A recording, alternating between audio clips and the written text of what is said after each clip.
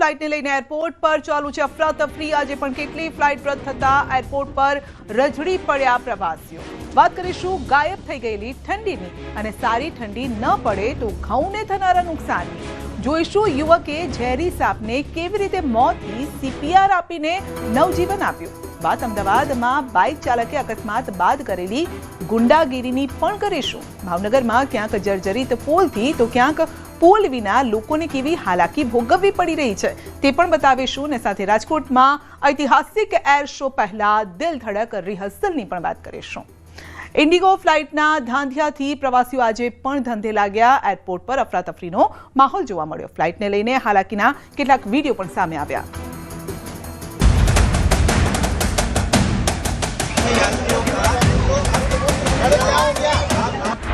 આજે પણ Indigo ફ્લાઇટના ધાંધિયા। Sir मेरा 3 बार बुकिंग की है, ये 4था बार कैंसिल हुआ है। देशना કેટલા એરપોર્ટ પર અફરાતફરી। ઇન્ડિગો સંકટમાં ફસાયેલા પ્રવાસીઓનું દર્દ। પુત્રી માટે સેનેટરી પેડ માંગતા પિતાનો વિડીયો વાયરલ।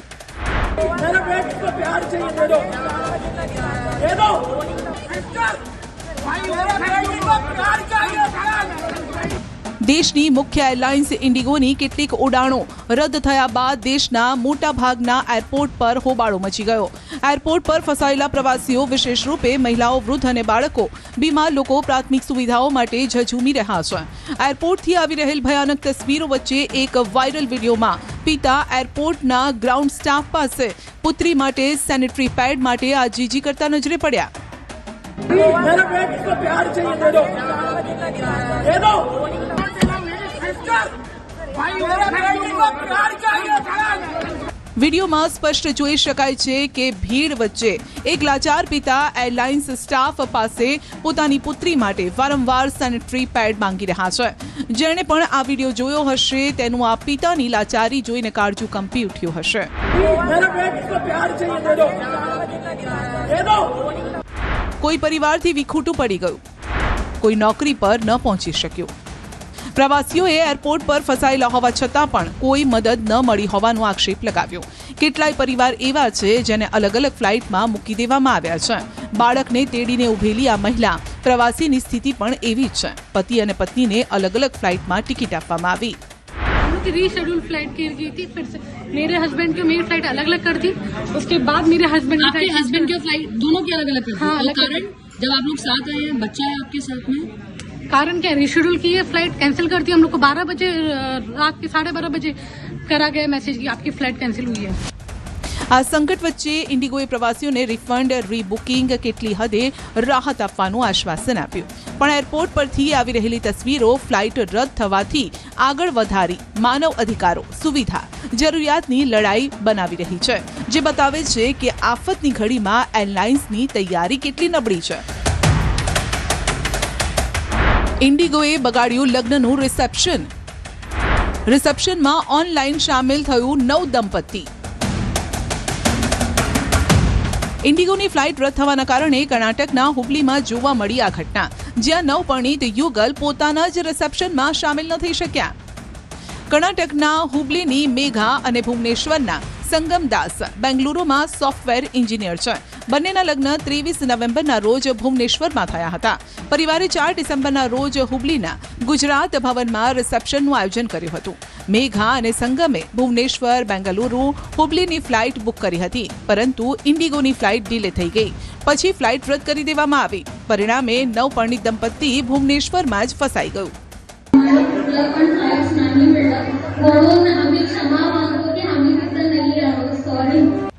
આ તરફ હુબલીમાં પણ 600 થી વધુ મહેમાન રિસેપ્શન હોલની અંદર હાજર હતા। વરરાજા અને દુલ્હનના માતા પિતા તે ખુશીમાં બેઠા જે વરરાજા અને દુલ્હન માટે ગોઠવવામાં આવી હતી। એક તરફ રિસેપ્શન શરૂ થયું અને બીજી તરફ આ નવ દંપતી લાઈવ વિડીયો કોલથી જોડાયું। આ કપલ પોતાના જ રિસેપ્શનમાં વર્ચ્યુઅલી સામેલ થયું। ઇન્ડિગોની ફ્લાઇટ રદ થવાના કારણે આ રિસેપ્શન ડિજિટલ સમારોહ બની ગયું હતું।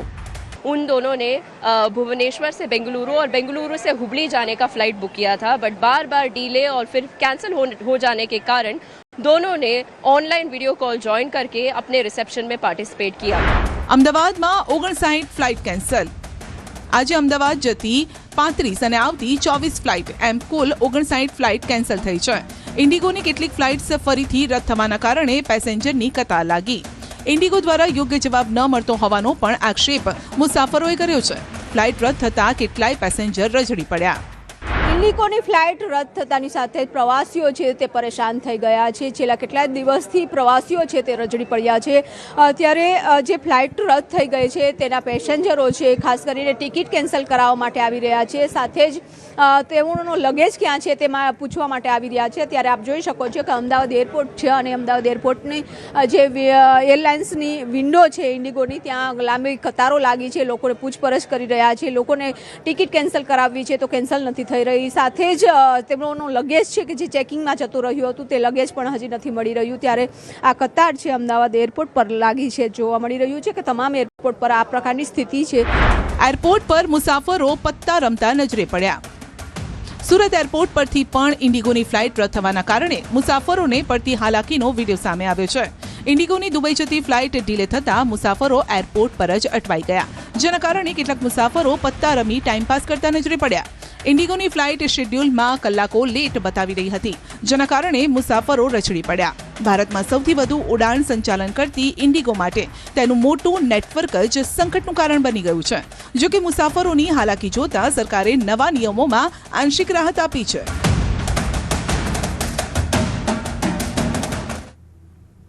શિયાળો આવ્યો તો છે, પરંતુ હવે જોઈએ તેવો જામતો નથી. અને ત્યારે ગુજરાતમાં કેમ હજુ જોઈએ તેવી ઠંડી નથી પડી રહી, તેને લઈને હવામાન નિષ્ણાતે જણાવ્યા છે કેટલાક કારણો. અને સાથે જ જો ઠંડી નહીં પડે તો ઘઉંને નુકસાનીની પણ ભીતિ વ્યક્ત કરી છે.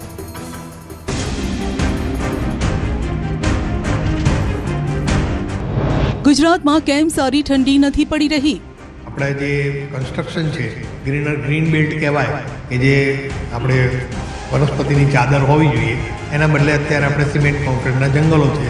એના કારણે તાપમાનમાં જે ફેરફાર થવો જોઈએ એ ફેરફાર ઓછો થાય છે. અને એના કારણે જે ઠંડી પડવી જોઈએ એ ઠંડી પડતી નથી. ઠંડી નહીં પડે તો ખેડૂતોને થશે નુકસાન. ઘઉંના પાકમાં ઓછો ઉતારો આવશે. કે ઘઉંનો જે દાણો છે એ ઠંડી પડે તો જ ભરાય, પરંતુ અત્યારે આપણે જે ઠંડી પડવી જોઈએ એ પડતી નથી. અને એના કારણે ઘઉંનો દાણો જે 1.5 ગ્રામનો થવો જોઈએ એના બદલે લગભગ 1/2 ગ્રામનો થાય છે. ડિસેમ્બર મહિનાની શરૂઆત થઈ ચૂકી છે, પરંતુ હજુ સુધી રાજ્યમાં કડકડતી ઠંડીનો અહેસાસ નથી થયો. આ સાથે જ આગામી 4-5 દિવસ સુધી લઘુત્તમ તાપમાનમાં કોઈ મોટા ફેરફારની શક્યતા નથી. આ દરમિયાન હવામાન વિભાગના પૂર્વ વૈજ્ઞાનિક અશોક દેસાઈએ રાજ્યના હવામાન વિશે માહિતી આપી. આ સાથે જ કેમ ઠંડી નથી પડી રહી અને આના લીધે કોને સૌથી વિપરીત અસર થશે તેનો પણ ફોડ પાડ્યો. કન્સ્ટ્રક્શન છે ગ્રીન બેલ્ટ કહેવાય, કે જે આપણે વનસ્પતિની ચાદર હોવી જોઈએ, એના બદલે અત્યારે આપણે સિમેન્ટ કોન્ક્રીટના જંગલો છે. એના કારણે તાપમાનમાં જે ફેરફાર થવો જોઈએ એ ફેરફાર ઓછો થાય છે. અને એના કારણે જે ઠંડી પડવી જોઈએ એ ઠંડી પડતી નથી. ઋતુઓ પ્રમાણે ઋતુચક્ર ચાલી નથી રહ્યા. ક્લાઇમેટ ચેન્જની અસર ઋતુઓ પર થઈ રહી છે. જોઈએ એવી ઠંડી નથી પડી રહી, જેના લીધે ઘઉંના પાકમાં સફળતા ન મળવાની શક્યતા છે. કેમ કે ઘઉંમાં કાર્બોહાઈડ્રેટ ભરાય તે જરૂરી છે. 15 ક્વિન્ટલની જગ્યાએ 5 ક્વિન્ટલ પાક ઉતરે તેવી શક્યતા છે. જે ઠંડી પડવી જોઈએ, અને આપણે એક નાનપણમાં શીખતા હતા કે ટાળ પડે ઘઉં પેદા થાય, તો એ યોગ્ય છે. કારણ કે એ વખતે જે આપણા જૂના વડવાઓ હતા એ જાણતા હતા કે ઘઉંનો જે દાણો છે એ ઠંડી પડે તો જ ભરાય. પરંતુ અત્યારે આપણે જે ઠંડી પડવી જોઈએ એ પડતી નથી. અને એના કારણે ઘઉંનો દાણો જે 1.5 ગ્રામનો થવો જોઈએ એના બદલે લગભગ 1/2 ગ્રામનો થાય છે. અને એમાં જે કાર્બોહાઈડ્રેટ ભરાવો જોઈએ એ નથી ભરાતો. એના કારણે તમે સામાન્ય સમજી શકો કે 15 કિલો એટલે 5 કિલો પાક ઉતરશે, અને જેને 15 ક્વિન્ટલ ઉતરતો હશે ઘઉં એને 5 ક્વિન્ટલ આવશે. એટલે ઘઉંના પાકમાં પણ થોડી સફળતા નહીં મળવાનો અહેસાસ અત્યારે લાગી રહ્યો છે. તાપમાનમાં થતા ફેરફારની અસર કૃષિ પાકો પર પડી રહી છે. ખેડૂતોને એક પછી એક ફટકા પડી રહ્યા છે. પાકને નુકસાન જતા કે પાક ઓછો ઉતરતા ન માત્ર ખેડૂતોને પરંતુ સામાન્ય જનતાને પણ ભોગવવાનો વારો આવે છે, કેમ કે મોંઘવારી પણ વધે છે. એગ્રીકલ્ચરમાં એવું છે કે જ્યારે પાક હોય એનું સંવર્ધન, એનું પોષણ અને એનું હાર્વેસ્ટિંગ, આ 3 પ્રક્રિયાઓ થતી હોય છે. અત્યારે ઘઉંની સિઝન ચાલી રહી છે. એ અગાઉ આપણે ચોખા અને તેલની સિઝનમાં આપણે જોઈ ચૂક્યા છે કે માવઠાઓને કારણે મગફળીનો પાક લગભગ 60થી 70% નિષ્ફળ ગયો અને એના કારણે આપણે મગફળીનું ઉત્પાદનમાં ઘણો ઘટાડો થયો અને એની આનુવંશિક અસરોમાં આપણે તેલના ભાવ અત્યારે જોઈ રહ્યા છે ડબે 300 રૂપિયા વધી ગયા છે અને કદાચ 500 સુધી જાય.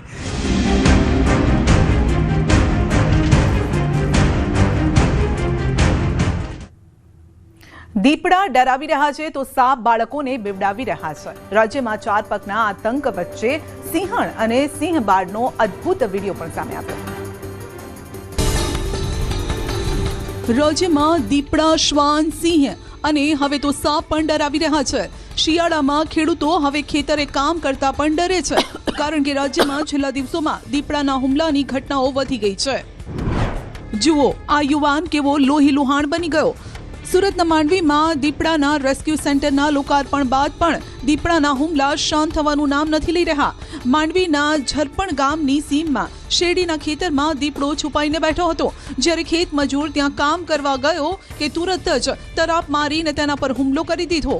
માંડ માંડ બચ્યો યુવાનનો જીવ. આ યુવક ડાંગથી સુરતમાં મજૂરી અર્થે આવ્યો હતો. દીપડાએ અનેક જગ્યાએ હુમલો કરી હાથ પગ ફાડી નાખ્યા. શ્રમજીવી મજૂર ઈજાગ્રસ્ત વિશાલ બાગુલને માથા અને હાથના ભાગે પણ ઈજા થઈ છે, જેથી હોસ્પિટલ ખસેડાયો. અમે શેરડી કાપતા હતા ત્યારે દીપડાએ આવીને હુમલો કરી દીધેલું. બંને હાથમાં અને માથામાં હુમલો કરી દીધેલું. કયા ગામે શેરડી કાપતા હતા? ઝરપણ ગામે શેરડી કાપતા હતા. બારડોલી દવાખાનામાં આવેલા છે. ઈજાગ્રસ્ત વિશાલ બાગુલ ડાંગ જિલ્લાના સુબીર તાલુકાના પાંડોર માળ ગામનો રહીશ છે. મહત્વનું છે કે સુરતમાં મોટી સંખ્યામાં ખેત મજૂરો હાલ શેરડીની કાપણી કરી રહ્યા છે અને આ હુમલા બાદ હવે તે લોકોમાં ભય ફેલાયો છે. જો કે હુમલાની ઘટના વાયુ વેગે ફેલાતા વન વિભાગની ટીમ, સરપંચ, પોલીસની ટીમ પણ ઘટના સ્થળે પહોંચી. દીપડાના હુમલાથી ખેત મજૂરો અને સ્થાનિકોમાં પણ ભયનો માહોલ છે. શેરડી કાપનાર સમય દરમિયાન તેમના પર દીપડા દ્વારા ઓંચતા હુમલો કરતા નાની મોટી ઈજા થતા પ્રાથમિક સારવાર માટે અરેઠ ખાતે ખસેડવામાં આવેલા હતા. ત્યારબાદ તેમને બારડોલી સદર હોસ્પિટલ ખાતે રિફર કરવામાં આવેલા હતા. આ તરફ વલસાડના પારડીમાં એક જીવદયા પ્રેમીએ અત્યંત ઝેરી મનાતા રસેલ વાઇપર સાપને CPR આપી જીવ બચાવ્યો. પારડીની એક શાળામાં લાકડાના જથ્થા નીચે 2 સાપ દેખાયા હતા. શાળાના શિક્ષકોએ તાત્કાલિક પારડીના જાણીતા જીવદયા પ્રેમી અલી અંસારીને જાણ કરી.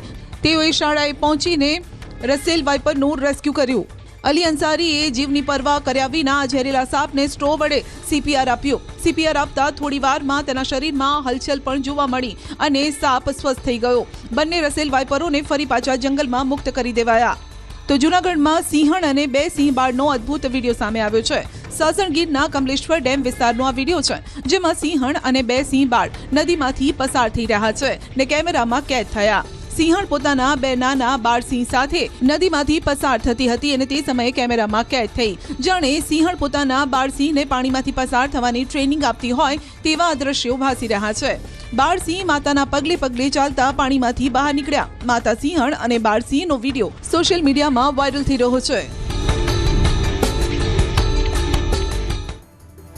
અમદાવાદમાં બાઇક ચાલકે ટક્કર માર્યા બાદ કરી ગુંડાગીરી. તો મહેસાણાના ઊંઝામાં 3 દિવસ પહેલા થયેલ અકસ્માતને લઈને થયો મોટો ખુલાસો.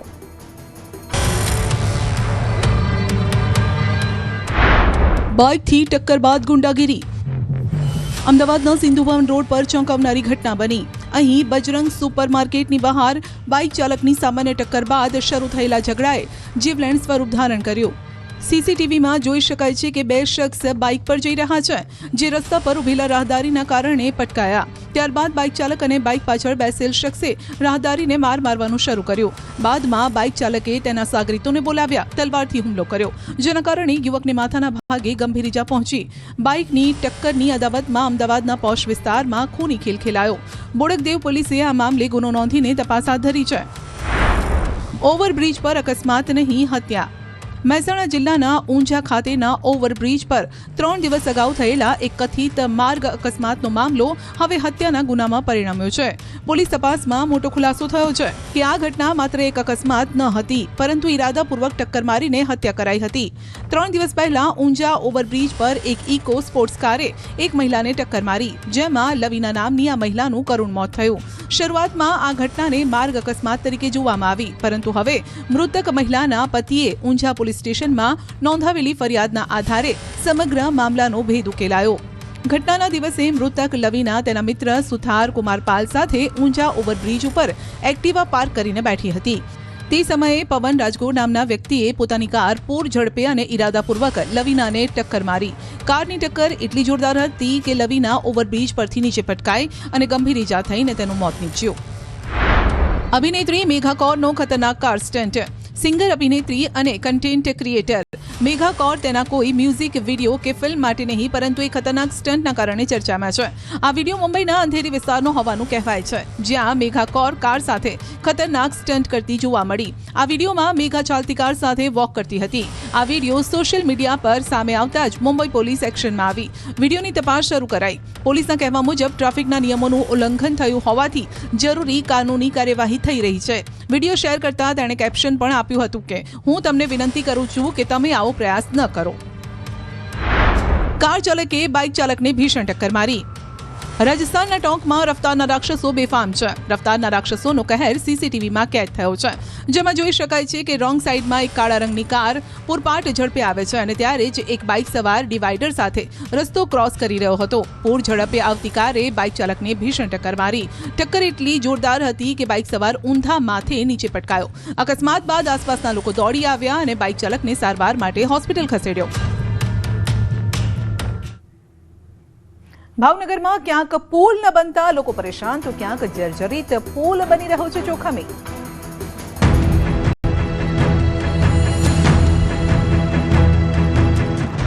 ખાટસુરામાં પુલ ન હોવાથી નદીમાંથી પસાર થવા મજબૂર.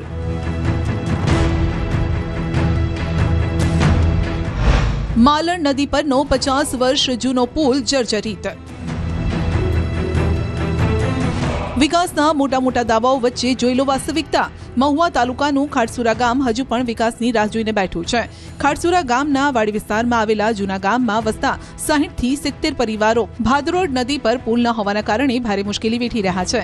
તરેડી ગામ સુધી પહોંચવા માટે સ્કૂલ જતા નાના બાળકો, ઇમરજન્સીમાં હોસ્પિટલ જતા દર્દીઓ હોય કે પછી રોજિંદા મહેનત માટે નીકળતા લોકો, બધાએ મજબૂરીએ નદીના ઊંડા પાણીમાંથી પસાર થવું પડે છે. ચોમાસા દરમિયાન નદીમાં પાણીનો પ્રવાહ વધતા આ વિસ્તાર સંપર્ક વિહોણો બની જાય છે. આવા સમયે ગામમાં આવવા જવા માટે લોકોને 10 કિલોમીટરનો લાંબો ફેરો ફરીને જવું પડે છે. આ સ્થિતિ અત્યારની નથી, છેલ્લા 10 વર્ષની છે. ગામ લોકોએ રજૂઆત પણ કરી, પરંતુ ગામ લોકોની રજૂઆતને તંત્ર સાંભળતું નથી, માત્ર આશ્વાસનો આપે છે. ગામ લોકો છેલ્લા 10 વર્ષથી પુલ બનાવવાની માંગ કરી રહ્યા છે. અહીંયા નદીમાં બહુ ચોમાસામાં તકલીફ પડે છે અને કોઈ નાળાની કોઈ સુવિધા છે નહીં. અત્યારે જો આ કોઈ નાના બાળકો હોય તો બાળકોને તેડીને ભણવા માટે સામા કાંઠે મેળવા આવવા પડે દરરોજ માટે. માલણ નદી પરનો પુલ જર્જરિત. તાત્કાલિક બ્રિજના સમારકામની માંગ ઉઠી. ભાવનગરના મહુવા તાલુકામાં આવેલો સૌથી મોટો માલણ નદી પરનો બ્રિજ વર્ષોથી જર્જરિત છે. પુલની બંને બાજુ રેલિંગ તૂટી ગઈ છે. સુરક્ષા માટેના પિલર પણ ધરાશાયી હાલતમાં છે. પુલના નીચેના ભાગે પણ જર્જરિત સ્થિતિ છે. નબળા સ્ટ્રક્ચરના કારણે પુલ પર વર્ષ 2015થી ભારે વાહનોની અવરજવર પર રોક છે. આ બ્રિજનો ઉપયોગ મહુવા ઉપરાંત સથરા, વાઘનગર, નેપ, કોટડા, કડસાર સહિતના 50 ગામના લોકો કરે છે. વાહન ચાલકો જીવના જોખમે અહીંથી પસાર થાય છે.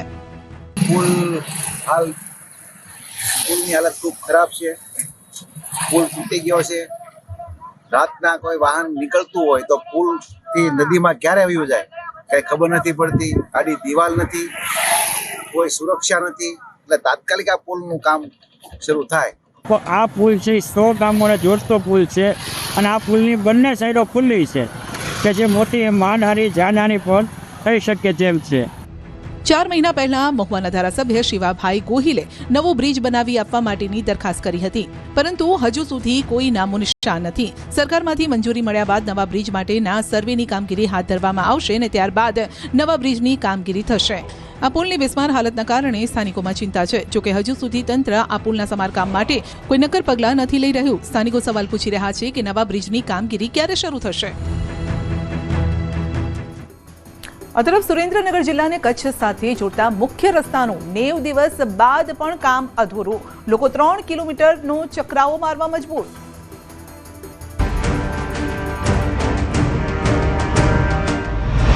90 દિવસ બાદ પણ કામ અધૂરું. સુરેન્દ્રનગર નજીક દુધરેજ નર્મદા કેનાલ પર આવેલો પુલ જર્જરિત બનતા તંત્ર દ્વારા આ પુલ સમારકામના નામે બંધ કરવામાં આવ્યો હતો અને ત્યારે તંત્ર દ્વારા 90 દિવસમાં આ બ્રિજનું જે છે રિપેરિંગની કામગીરી છે પૂર્ણ કરવાની જાહેરાત કરવામાં આવી હતી. બ્રિજ ન બનતા લોકો અટવાયા. બધા પબ્લિકને ફૂલ તકલીફ પડે છે, બરોબર. અહીંયા બાકાતરી ધાંગધ્રાથી થોડુંથી જે માણસો આવે જાય એને તકલીફ પડે. બીજું રિક્ષાવાળા ભાડા ડબલ કરીને ખાય. સુરેન્દ્રનગર જિલ્લાને કચ્છ સાથે જોડતા મુખ્ય રસ્તા પર બ્રિજના અધૂરા કામથી હજારો લોકોને હાલાકી પડી રહી છે.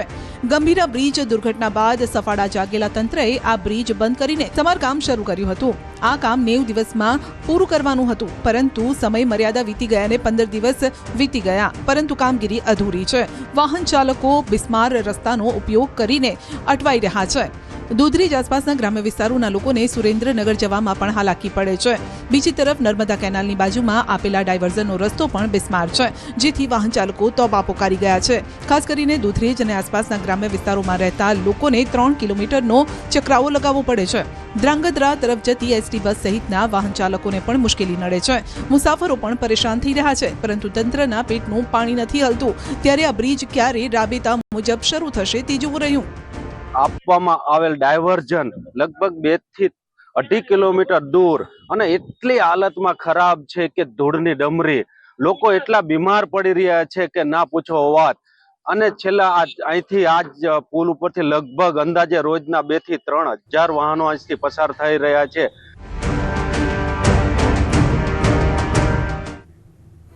રાજકોટના આંગણે ઐતિહાસિક એર શો પહેલા દિલ ધડક રિહર્સલ તો ભરૂચમાં ઇન્ડિયન એરફોર્સની સારંગ અને આકાશગંગા ટીમોએ અદ્ભુત કરતબોથી લોકોને રોમાંચિત કર્યા.